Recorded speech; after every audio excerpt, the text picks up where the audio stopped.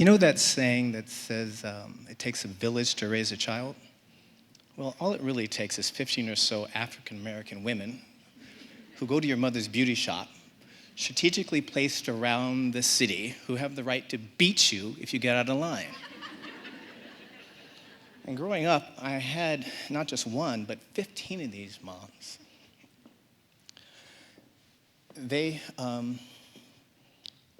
I actually thought everyone was raised this way until I got older and I realized that how blessed I was and actually how cursed I was. I thought my mother was the leader of these women who I called the slip gang, because that's how I saw them in the beauty shop. They just had their slips on. My mother, Stella, she's a 5'3" Native American woman whose mother was one of those children taken from her village and from the tribe, placed in a non-Indian family home, stripped of their culture and their language, and then when she returned to her tribe, was ostracized by the tribe. And my mother, she carried this weight in her eyes. She carried it in her shoulder. She carried it in her heart. She carried it in her resentment and her judgments.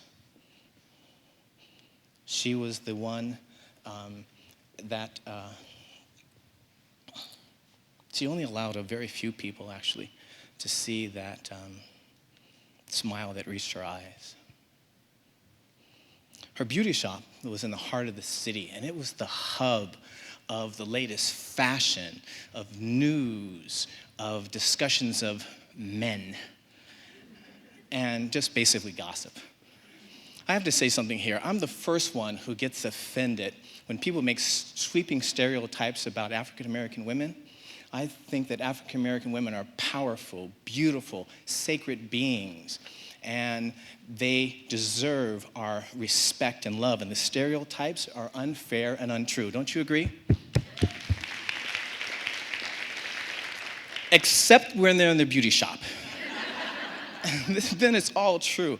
But this was their sanctuary. This is where they fought, they talked, they played, they made up, they danced, and periodically they would break out into spiritual songs and get when the spirit just hit them just right.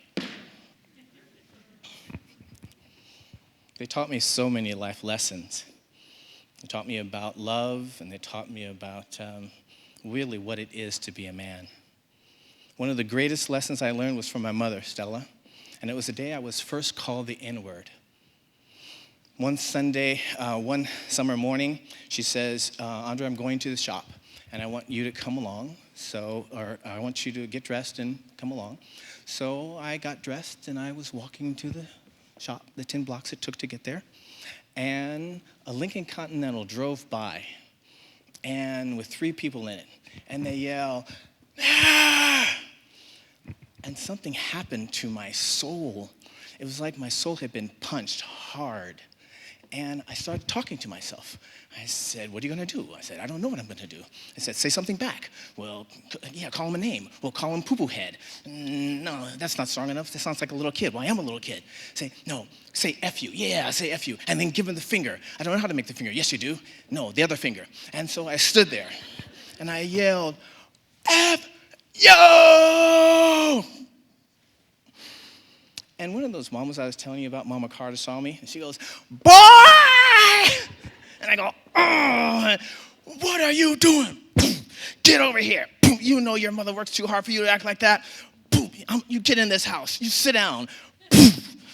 But first I'm going to feed you. They did that. They fed you. And then she calls my mother. She says, Stella, do you know what your boy just did? What they call it? Don't use that word in my house. Here, drink this. So I'm eating, and when I finish, she sends me to my mother's beauty shop. And then she does the worst thing in the world. She calls other moms that are along the route. I'm sending Andre to Stella's. You make sure he gets there. And these women are waiting for me. They're stretching, looking. I heard what you did, boy. What are you doing like that? Your mother works too hard. here, eat this gum. And so I don't want to go to my mother's beauty shop because I know they're just going to pass me around and beat me and feed me. So instead, I attach myself to a woman who's getting on a bus, and I take it to the beach. And when the police brought me back home, after a day of playing in the water and finding my center again, I go home, and the gang is in the kitchen. Arms folded, head moving, eyebrows so high you can't even see them. And my mother says, never let anyone's negative words have the power to take you away from who you are. Being a warrior, she said, if you have the opportunity, kick their ass. But never ever become what you hate. And there was a few amens and hallelujahs from the slip gang.